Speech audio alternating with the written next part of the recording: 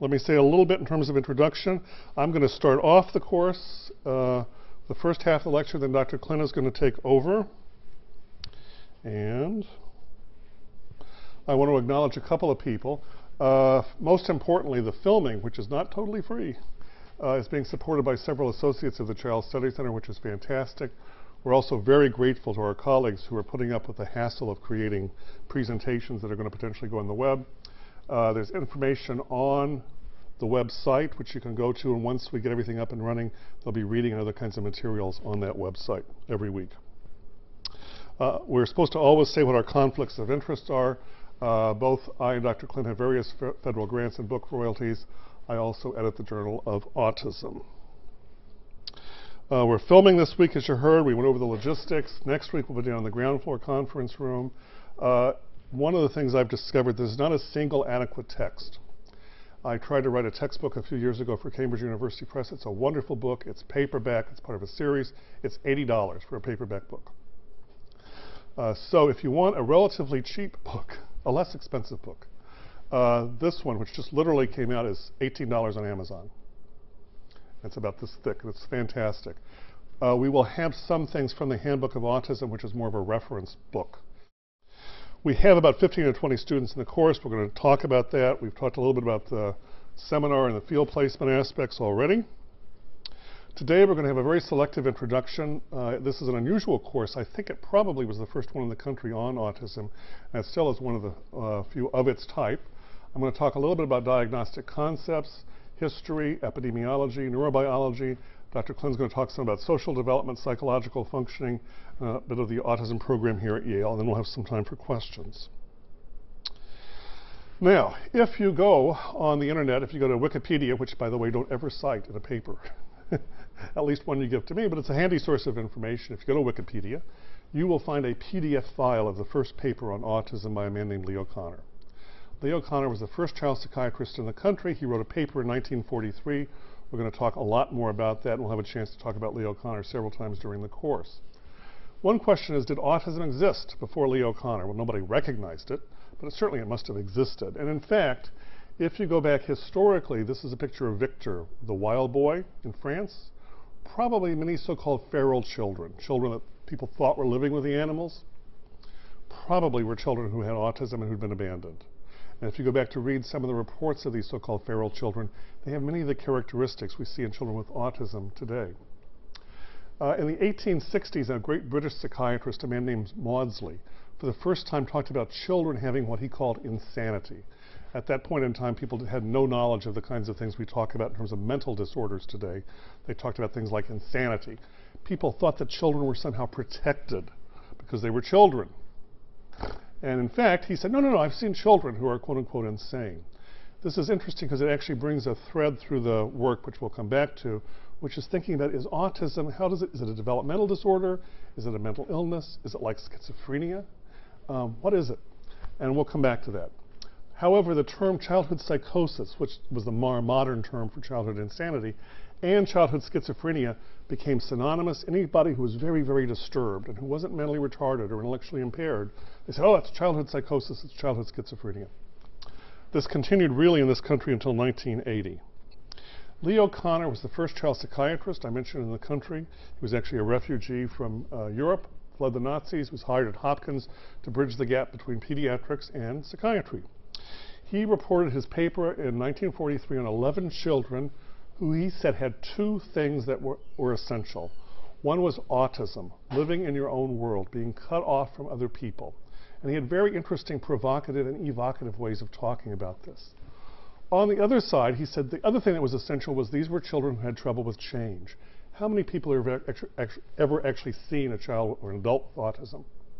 Okay, so a lot of you. So you know what he's talking about in terms of change was, he was saying these were kids who would notice any little deviation from normal. So the parents rearranged the house, the children would get very upset. Or they took a different route to school, the child would get very upset. So he talked about this literally as insisting on things being the same way.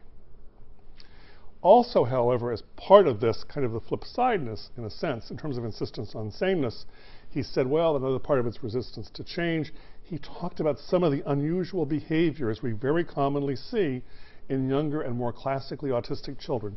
body rocking, hand and finger flicking. You say, well, how's that resistance to change? How's that insistence on sameness? He saw that as an attempt on the child's part to maintain sameness in the world. You follow that? So it's a little tricky, but in fact it's a whole package, this resistance to change, insistence on sameness thing, that includes many of the unusual movements and mannerisms. Dr. Clinton's going to say a little more about that today, and we're going to talk a lot about it later on when we talk about some of the research. But when you think about it, it's very interesting, because he's saying these are kids who come into the world and they don't connect with their parents and other people like any other baby will starting from birth. On the other hand, even though they're not living in the world of people, they're very clued into the world of things, and we'll have a chance to see a little bit about that later today with Dr. Clinton's talk. He thought children were born with autism. He thought it was congenital. We now know that about 20% of the time, children with autism seem to be reasonably okay, and then they seem to either lose skills or they don't keep developing in the same way. So it's not so clear that it's totally congenital. That being said, almost always, by the time the child is 3 years of age, the parents are worried. 90% of the time, parents are worried by the time the child is 2. About 60% of the time, parents are worried the child's first year of life. And we'll have a whole talk when we talk about very young children with autism. It's a very active area of research around here. Lastly, if you read his paper, Connor talked about the work of a man who was here, literally here at Yale, in the building right next door, a man named Arnold Gazelle, who was running what became the Child Study Center back then. Gazelle was interested in normal baby development. Gazelle was one of the people charting normal baby development, and he said, you know, typical babies by 6 to 8 weeks are starting to smile back to their parents. And for those of you, when you have children, you will discover it's a wonderful occasion, because for the first time you've been taking care of this little lump who just feeds and poops as far as you can tell. And all of a sudden you feel, my God, there's a person there. And it very characteristically happens around 6 weeks of age, and that's true. And Connor talked about that. He said kids with autism, very different. They don't seem to go through that same set of processes. And he was remarkably right about that, and we'll talk more about that. We now know that actually from the moment of birth, the typical baby is more interested in the human face and voice than anything else in the world. And again, it's very different in autism. And here's a quote from Connor, 1943's paper. He says, the outstanding pathognomonic fundamental disorder is the child's inability to relate themselves in ordinary ways to people and situations from the beginning of life. There is this, from the start, an extreme autistic aloneness that, whenever possible, disregards, ignores, shuts out anything that comes into the child from outside. And we'll have a chance to talk about that. That's most true of the youngest children. As kids get older, things change, and we'll have a chance to talk about that. Now, some of the things that Connor talked about in his first paper, it's a wonderful paper, but some things misled people. And these are a couple of things that exist out there to some extent as urban myths. The first thing was, of the 11 children, 10 of the parents either were in Who's Who of America or American Men and Women of Science, remarkably successful people, right? This led to the notion, especially in the 50s and 60s, that you had to have very bright parents to have a child with autism. This also led to a somewhat bad place in that some people said, maybe it's because they're so bright, they're not paying enough attention to the child, so people blamed the parents for the child's trouble. In fact, if you think about it, Connor is writing in the late 19th, he's seeing cases in the late 1930s, early 1940s. This is how many decades before Al Gore invented the internet? Remember that? This was in the time, this is an old audience. Exactly. Yeah. I was thinking about that. Yeah. I've threatened Lisa I was going to talk about Trotsky and Emma Goldman today, but she's, oh no, I'll never know about that. Interestingly, back in the 30s and 40s, there's no great information resource, right, like the internet is today. How are you going to get to the one person, the only child psychiatrist in the country, much less the one person who's interested in autism? You're going to be well connected. You're going to be somebody who's working in a university or a college or a very academic, a very successful setting, or you can say to the dean of the medical school, the president of the college, or the president of the university, say, I've got a very unusual child. Is there anybody in the country that's studying unusual children? And the dean or the president would say, geez, I don't know, but I'll ask around. And we think that's the reason why there's this unusual bias for getting very successful people. You see children with autism everywhere. We've now come to appreciate this was a selection bias. Children are born into all social classes. I've seen children from every continent on the globe except for Antarctica with autism. I'm sure if there were penguins that were social, we would see autistic penguins. But you see it everywhere, and it looks remarkably the same. Now what differs is how people respond to it. There's a lot of social cultural things about autism we can talk about in terms of treatment, but how it looks is really remarkably the same. Connor thought autism was not associated with medical conditions. That led people in the 50s and 60s to say, well, if you have a medical problem, you can't have autism. I'm going to show you a slide on this in a little bit. Turns out about 20% of strictly diagnosed children with autism develop seizures, epilepsy. Hard to imagine, right? How can that not be a medical condition? Well, it took people a while because they had to follow children over time. He thought children with autism, and we're going to talk about this next week, had normal levels of cognitive ability. Now, why did he think that? Some things on IQ tests, puzzles, they were great. Now, the rest of the test, they didn't do so well. But he said, well, if they did this well in the rest of the test, their IQ would be normal, which is true, but. And the but is they don't. They have unusual peaks and valleys in terms of skills. In classical autism, nonverbal skills often are preserved. More verbally mediated things can be really very, very severely impaired. And again, we'll have a chance to talk about that. And finally, the schizophrenia business. The word autism had first been used back in the early 1900s to talk about some aspects of unusual thinking in people with schizophrenia. So people who thought things that really didn't make sense, that didn't communicate very well. This confused people thinking, well, maybe autism, it's kind of schizophrenia. It took people about 15, 20 years to realize that that was not, in fact, true. And this is sort of a little summary of what happened over the years.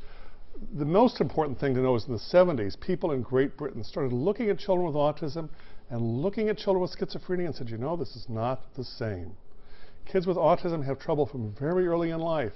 Kids with schizophrenia, not only do they look different, they hear voices, they look like adults with schizophrenia, but they don't develop their troubles until much later. The classical time to develop schizophrenia is young adulthood. You sometimes see adolescents.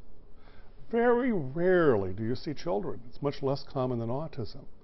And when people then looked at family histories, they discovered no evidence of increased rates of schizophrenia in people with autism, a lot of schizophrenia in the families of children with schizophrenia. So people started making a distinction. By the time there's something called the Diagnostic and Statistical Manual, which is a very influential psychiatric guidebook to diagnosis.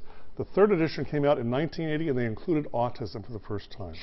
Until 1980, you couldn't make a diagnosis of autism. Everybody was thought to have schizophrenia. That was a horrible mess and muddle because we couldn't interpret research. We didn't know who was being studied.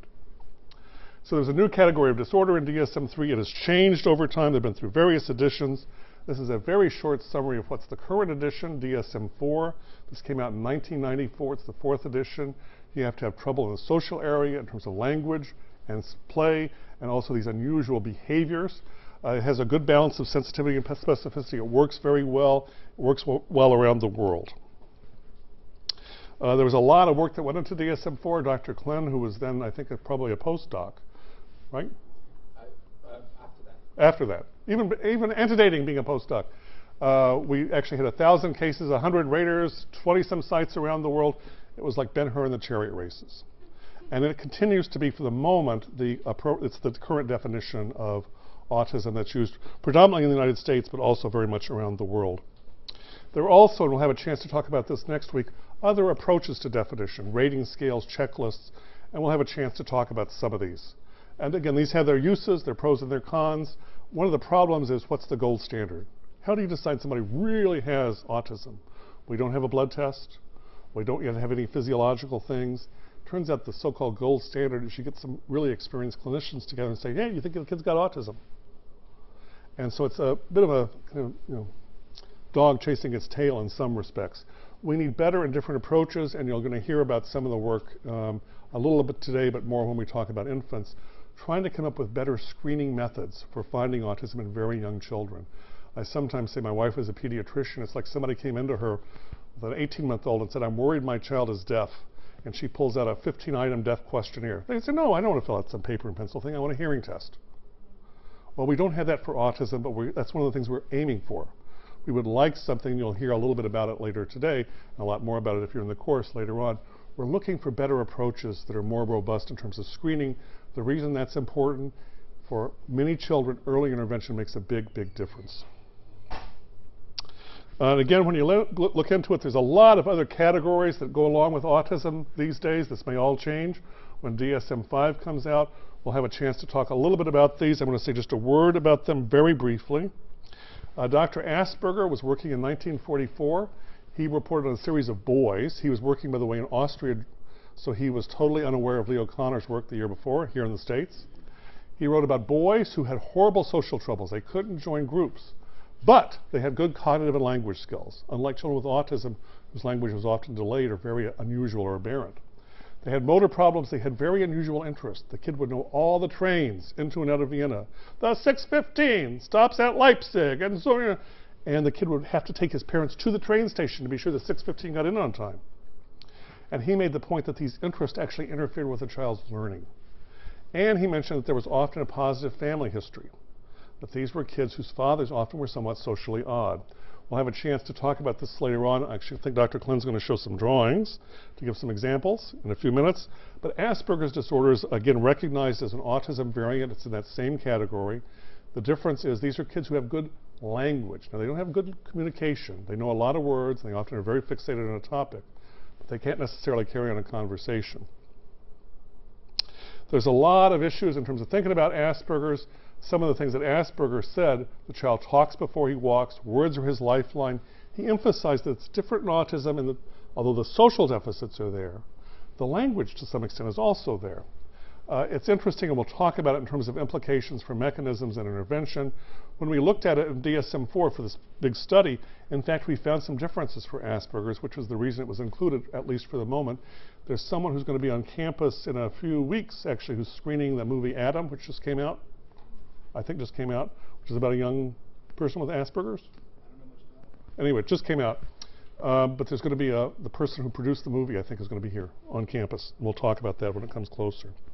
There are a small group of children who develop normally to 3, 5, 6, 7, 8 years, and then develop something that looks like autism. This is very bad news, unfortunately.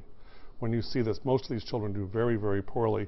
People used to not believe parents when they would say, oh, my child was perfectly normal. Now with videotapes, we can go back and look. You'll see children who are perfectly fine, and we may have a chance at some point during the course when we talk about this to see some of these videotapes. The child is perfectly normal, and then kaboom, it's like somebody pulls off the light switch. The child loses skills, often in multiple areas, comes to look very classically autistic, and typically, unfortunately, they don't get things back. And finally, Rett's disorder. This was a man named Andreas Rett who was writing in 1966. These were girls who had very unusual movements of their hands. Has anybody here ever seen a patient with Rett syndrome? Okay. Very odd hand movements. They have breathing problems, movement problems. They have back troubles. They are normal when they are first born, and then they seem to lose skills. They lose their hand movements. They become very, very, very intellectually impaired. Rett originally thought this was some kind of autism. In fact, people were agreed it didn't really, except at the very beginning, it didn't look like autism at all. These were very characteristic and very different things. We put it in DSM-4 because we thought it was sufficiently interesting that it ought to be studied.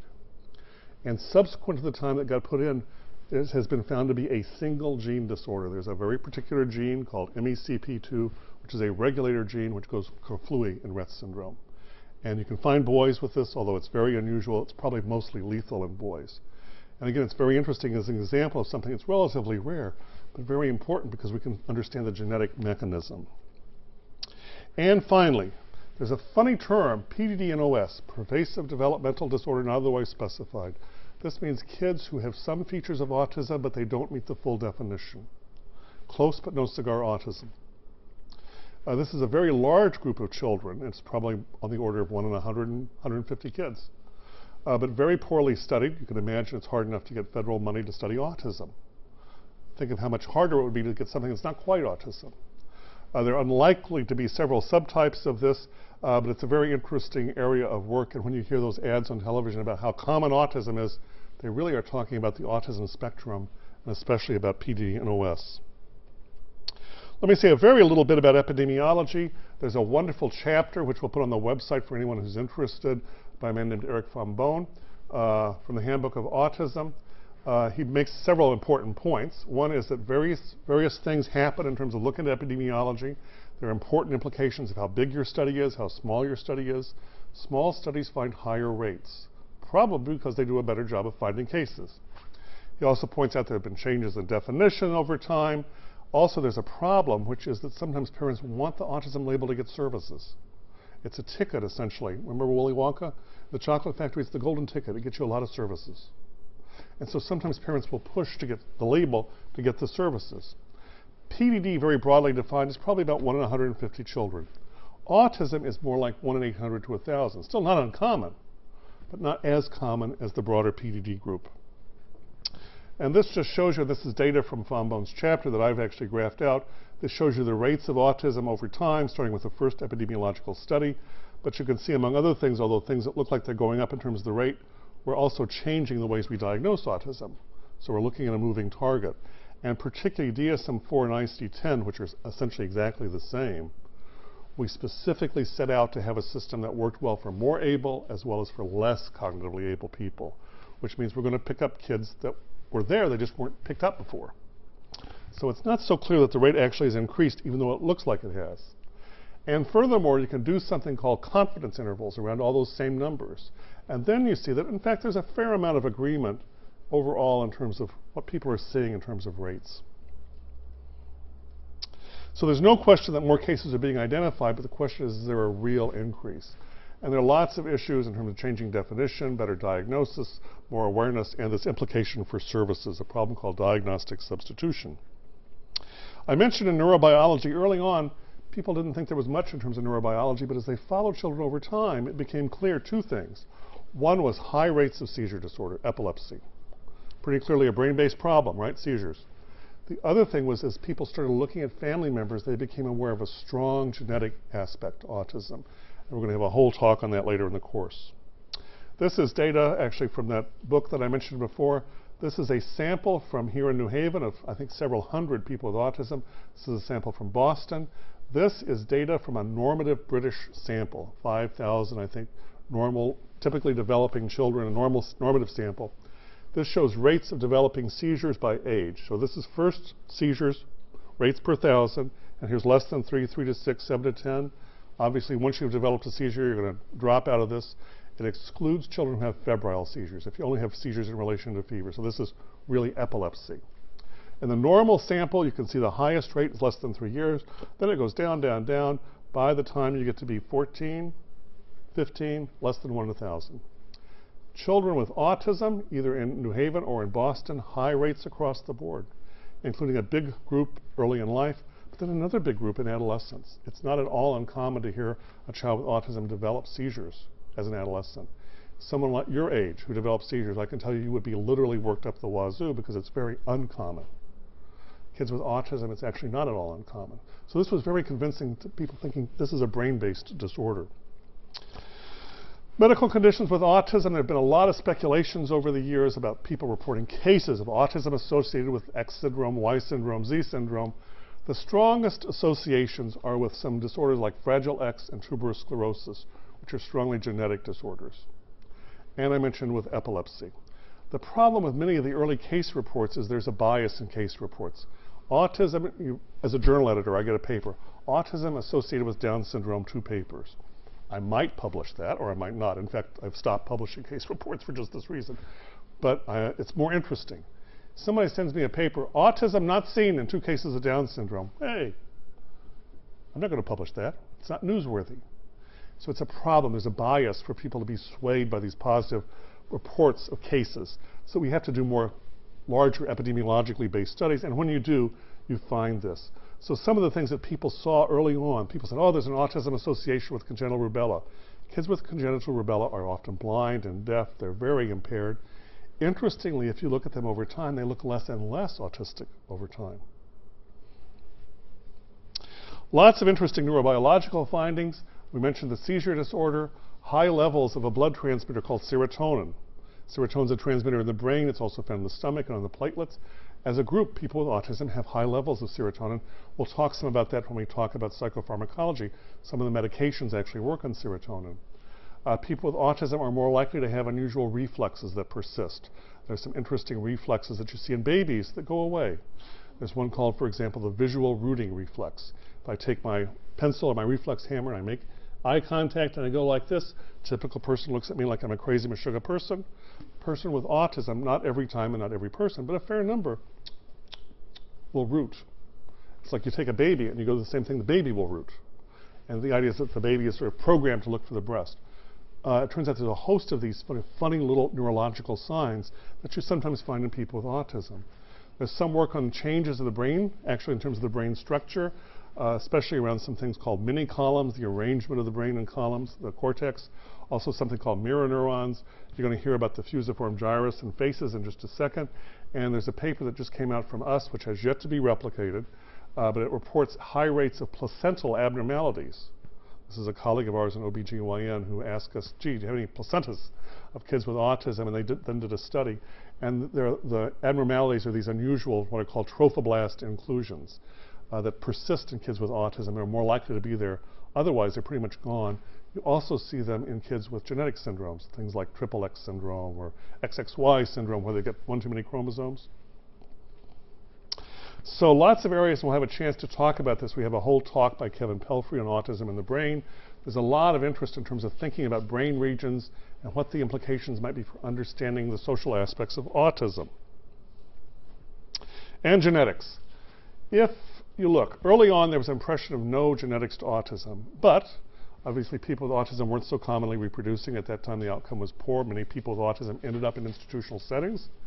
As people started to look, and the first study was by Rudder and Folstein in the late 70s, identical twins versus fraternal, same-sex fraternal twins. Identical twins are always going to be same-sex, right, because they're identical. Better be or they're not identical. Fraternal twins could be a brother-sister. They exclude those because there's a gender difference in autism we haven't talked about but will, which is that girls, when they get autism, tend to be much more severely affected. Boys, on the other hand, are much more likely to get autism, which is something that's interesting thinking about the neurobiology.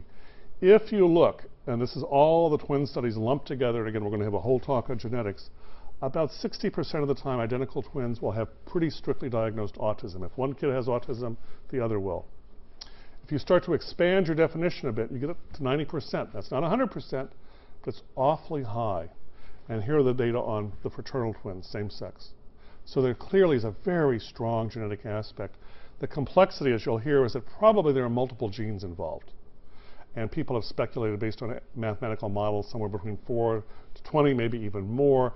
The interesting thing, as you'll hear when Matt State comes to talk, is that we're actually close to being able to find some genes. There are some genes out there that have been identified. Once we absolutely do have some genes, it'll be fantastic because we can come up with animal models. We can understand how the genes are expressed in the brain. Environmental causes in autism. This is an area of tremendous interest, especially to the lay public and to the media. It's one of those places where there's a lot of smoke and not so much fire, interestingly enough. Animal models have been attempted. It's difficult. It's difficult. Most of the animal studies that have been done to date involve lesion studies. Now, whatever else is true, it's not as if somebody is coming along and lesioning the brain of children with autism. And so it's a different kind of time course. It's a different developmental thing. And as you hear, when we talk about some of the things with babies, there's good reason to think that one of the things that's so difficult about autism is that early lack of social interest then gets entrained in a lot of other aspects of development. It has a lot of implications for learning.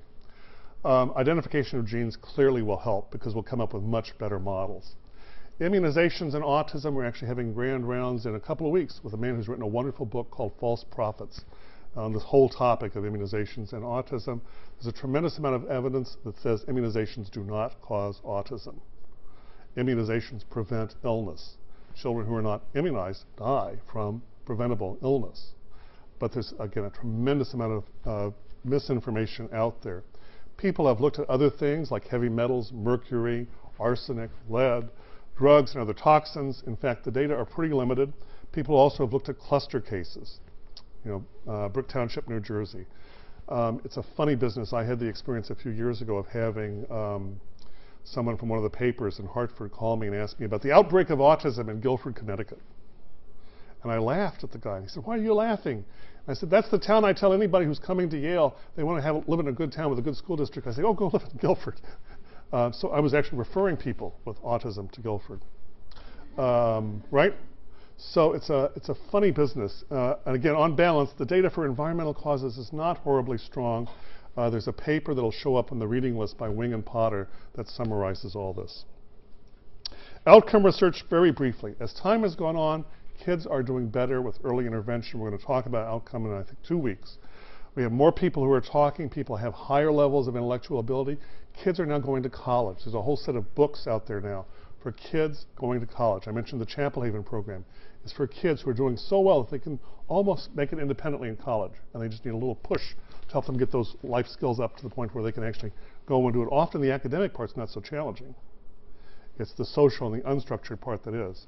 There are problems that do remain. It's difficult in terms of understanding the cure. You'll find a lot of people who claim, oh, my child was cured of autism.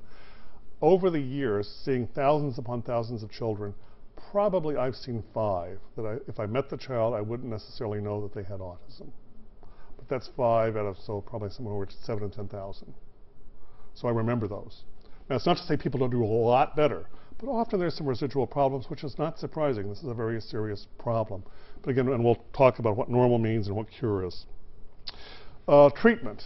There's a very good report we're going to talk about in 2 weeks on treating children with autism from the National Research Council. It looks at all the programs around the country that have empirical data to show they work. There's about 10 of these programs. They're wonderful programs. They have some differences, but many things in common. They all focus on structured intensive intervention. They have some things going for them in terms of working on the kinds of things, early intervention, language, communication, joint attention. We'll have a chance to talk about that. They do make the point in this report that not every child gets better. Some kids, even despite good programs, don't do so well, and we need to understand more about that. But as a group, children are doing better and better and better. We'll also have a chance later on, we'll talk about drug treatments. Drug treatments don't cure autism, but they can help with some of the symptoms, and sometimes that actually helps the child participate in program.